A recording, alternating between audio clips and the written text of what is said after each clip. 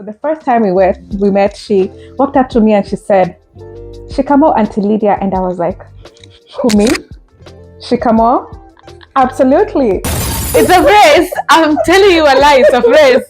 It's called take a touch. Take a touch? Yes. Do you know what it means? Let me take a guess. Touch something. No. No. No. You see, she's not just. The main thing was fitting in. Yeah. Mainly because when you go to school, you speak English. Everything is American. Everything is English. When you go home, you speak Swahili. When you go to school, you eat American food. Yeah. When you go home, you eat ugali, fufu, Yeah. and rice and beans. Yeah. And it's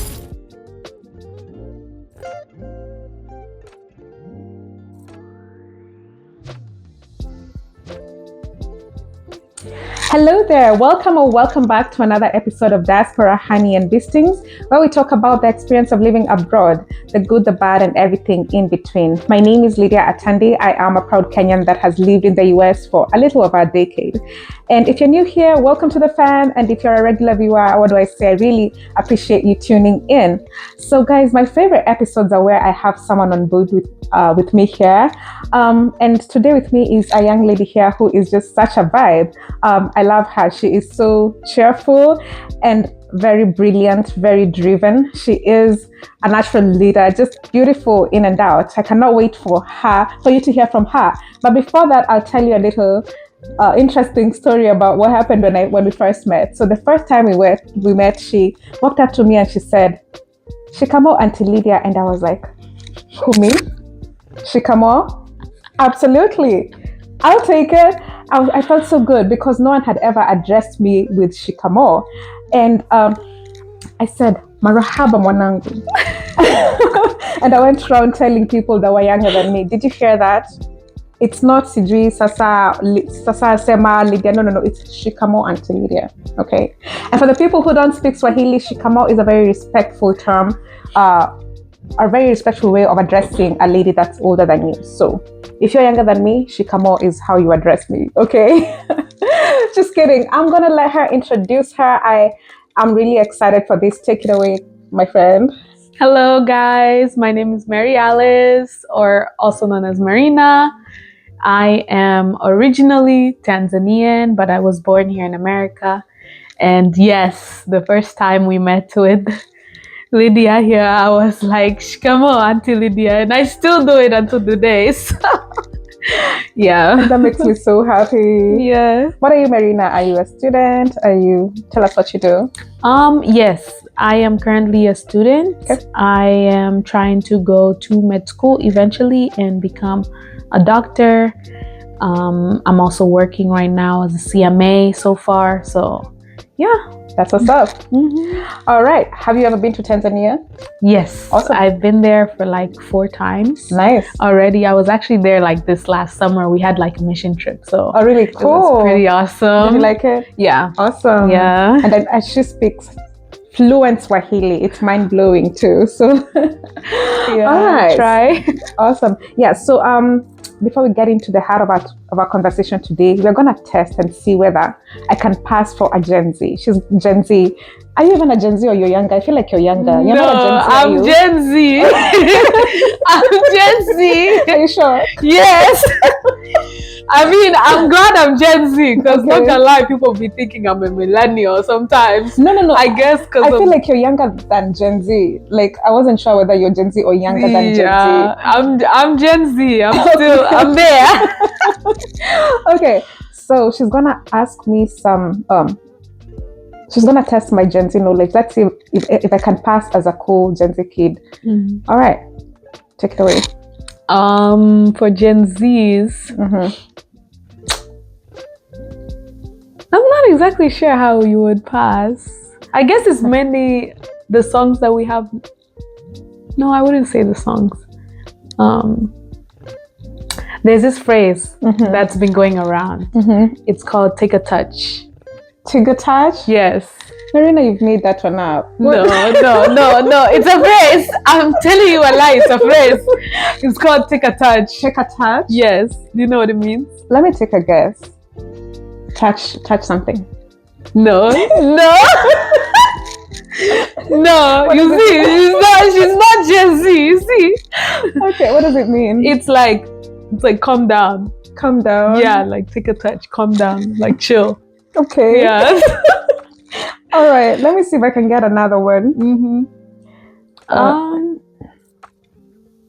Let me see.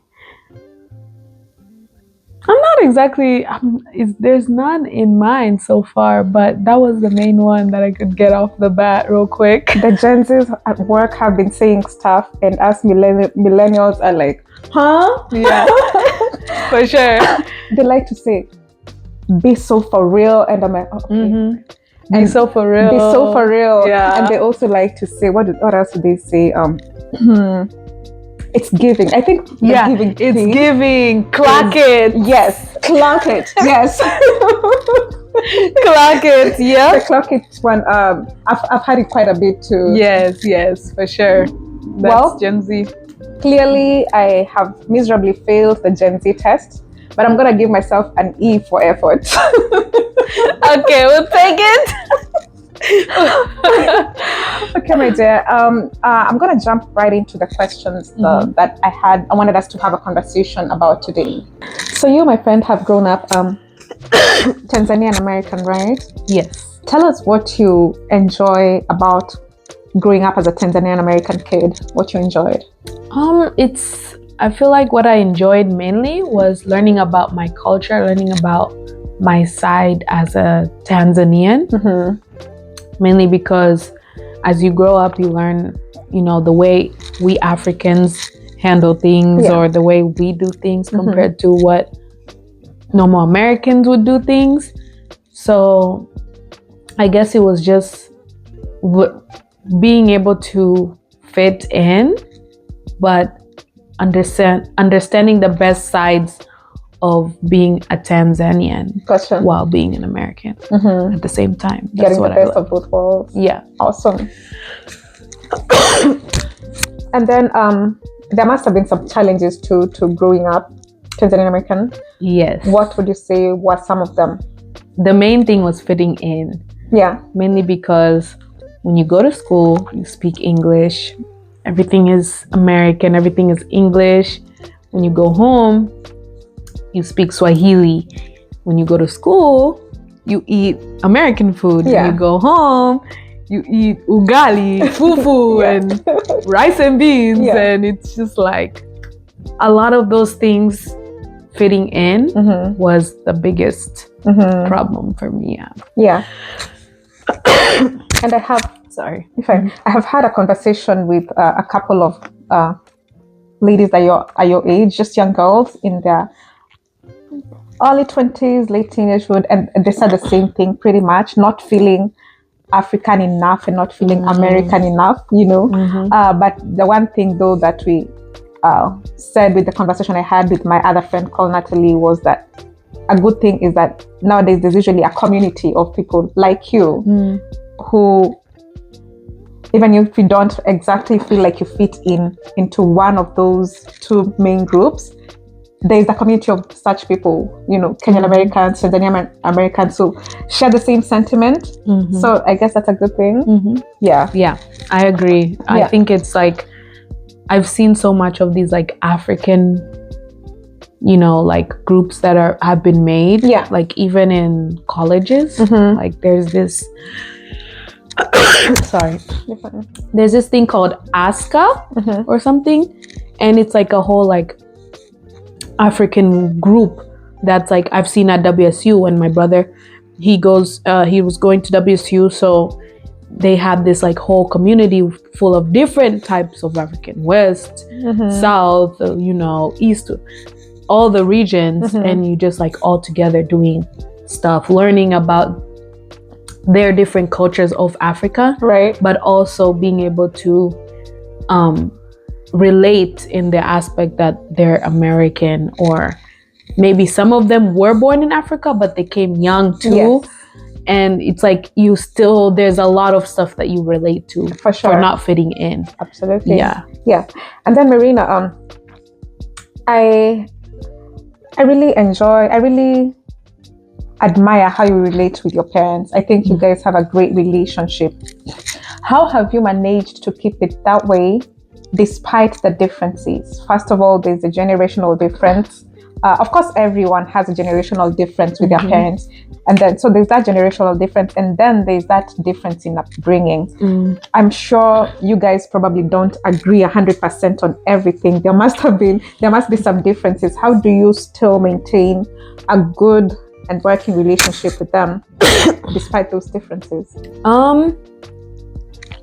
For me, it's like mainly a balance. Like, as a child, I feel like every child learns to like read your parents, right? You see their strengths, you see their weaknesses, you know what they like, you know what they don't like. Right. And for me, it was more of understanding what they like, what they don't like, what, like their way around things.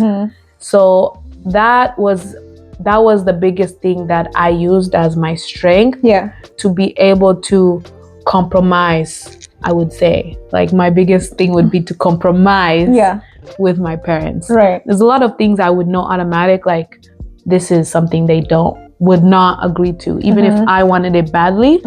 But I knew that if I did certain things for the best, then they would have that trust in me to be able to like allow me to do certain things and have the trust that I've grown up enough and earned that trust in them for me to be able to accomplish certain other things, and they wouldn't have to worry too much about me. Right. So I think it's more of understanding and compromising with them, and having to stoop down to understand where they're coming from. That helped me to be able to continue forward with things that I wanted to do, and for them to understand what I wanted to do in life. So essentially, kind of, you've just been trying to, just strike that happy balance, just trying to compromise, meet them halfway, pretty much. Meet them halfway. And also, it sounds like you have earned their trust. Because trust is earned. Parents or just anyone can't just trust you just because you demand to be trusted. You have to prove over and over that you can be trusted for them to give you certain privileges, certain freedoms. That's good. Awesome. And then my other question is related to this one. What would you say to people your age, of which there are many who struggle with their relationship with their parents because of the different upbringing? A lot of kids are really at loggerheads with their parents, because they're like, the other kids in our school, their parents let them do this, or you know what I'm talking about. Just constantly butting heads because of the difference in values and things like that. I completely understand what you're saying, mainly because I was in the same boat. You go to school, and it's not like there's not other African kids too that you might find and meet, but it's mainly that maybe their parents are allowing them to do certain things, like such as sleepovers, right? Some other parents were okay with sleepovers. My parents, that was a no-go. Like, no sleepovers. They don't know anybody. They're not even interested maybe to know them as much, because they're like, we're just not comfortable with that. We'd rather you just be home. We know you're in our radar. You're fine. Right. So I think it was like, my advice was mainly to be able to understand and compromise. Yes, a lot of the things you would get is no, but eventually, once you I'm not saying you're showing your worth, but it's like, once you try to show them that, hey, I'm responsible, I'm this, like, it can be the littlest things, like when you go to school, try to make sure your grades are good, because that's what I'm like, my parents, as African parents, number one, they want those A's. Like, no, there's no B's. There's no such thing as C's get degrees. No, it's A's. maybe B's, but mainly A's. So they So get you. stuff like that gives them that ability to see in you that, okay, you're working hard, you're showing us that you can be consistent, you can be, someone who we can be able to say, okay, we allow you to go and do a sleepover, or at least allow you to hang out. Maybe there's no sleepover, but hang out with your friends because you're doing this. That helped me a lot to be able to compromise, to get in a middle ground with them. And for me as well, I think my main thing was that I wouldn't expect to get exactly everything 100% in my list what I wanted. It's just like what I'm saying, though maybe a plan was to have a sleepover, but if they compromised to a hangout, I would be like, fine, it's a done deal. At least I got the hangout. Yeah. Because later on in the future, then they would be okay to do more like a sleepover and stuff. So I like that. That's my biggest advice. Awesome. Yeah. I love that you're also open to, like, even after I have earned their trust, they're not gonna say yes to 100% everything. Just being in that position and not, being negative. Yeah. If you gotta know. I really love that. So, Merina, what would you tell your parents? Your parents, but they are people I really look up to, and I really think they did a great job and are still doing a great job bringing up you guys, because y'all are just so respectful and driven and all these things. Appreciate that. Yeah. So, what would you tell your parents? What would you tell Mama Merina and Baba Merina if they're watching this? I think my main message would be just like, thank you. I still respect them, both of them, as my parents, through thick and thin, through bad and good. I respect them, and I'll continue to respect them, because even in the Bible it says, respect your parents and your days will live long. So through all my, youth, and also even when we are not in the most common ground, my biggest message is that I always respect my parents, and there's nothing else that I would not do than to continue to respect them and know that they're my parents. For sure. They will never be changed. They're the same parents I'll have till the day we see each other in heaven. So they're awesome. Yeah. Awesome. Yeah, I love them. Yes. What is there anything before we close? Is there anything you feel like you wanna, add before I let you close? If you're up for it. I guess it's like, if you're someone like me who was born in America, but you have African parents, or even just born in America but your parents are immigrant, and probably not even African, you're Asian, or I don't know, Mexican or Korean, anything. But I guess it's just know you're not left out. We're all here together, trying to find our way through things, through our side of culture that we don't understand in the beginning. But I think it helps you a lot if you try to be open to it. Then you understand where your parents are coming from. You might not agree, but at least understand, and it'll give you a lot of closure. Absolutely. And, absolutely. Oh yeah, and by the way, Merina is a great singer, and for some of you who know me, I love to sing too. We didn't want to make this video too long, so we will be dropping a Christmas special pretty soon. We're so excited for it, and we'll let you know once it's out. But for now, I'm gonna let Merina close for us, and just give us a parting shot. And thank you guys for watching. Thank you for inviting me here. Thank you, Lydia, or Auntie Lydia. Don't you forget. Yes, for inviting me. I appreciate the support. Yes. Marahaba. I feel like saying marahaba even if you haven't said shikamo, because I can count the number of people who say shikamo to me. So literally, I told the shikamo like before this, so just know. Yeah. All right, guys, I really appreciate you tuning in with us today. I hope you have enjoyed our session with our young guest today.